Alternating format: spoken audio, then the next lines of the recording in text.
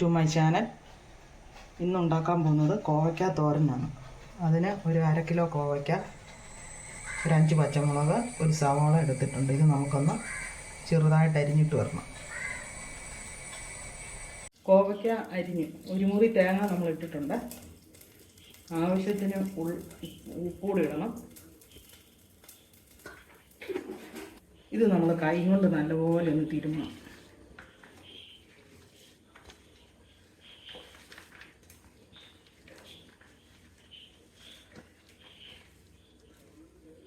കൈ കൊണ്ട് നല്ലപോലെ തിരുമ്മി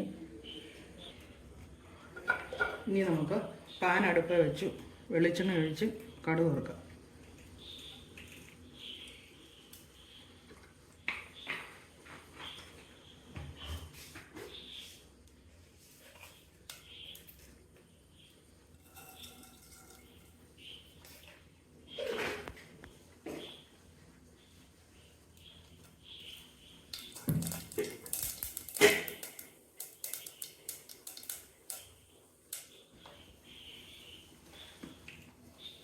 നമ്മൾ കോവയ്ക്ക ഇട്ട് ചെറുതീയിൽ, വെള്ളമൊന്നും ഒഴിക്കരുത്, ഒഴിക്കാതെ ചെറുതീയിൽ വേവിച്ചെടുക്കുക.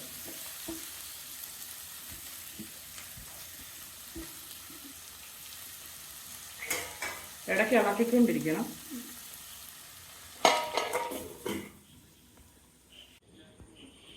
നമ്മുടെ കോവയ്ക്കാത്തോരൻ റെഡിയായി. എല്ലാവരും ഒന്ന് ഉണ്ടാക്കി നോക്കുക. പുതിയ വീഡിയോയുമായി വരുന്നവരെ ബൈ.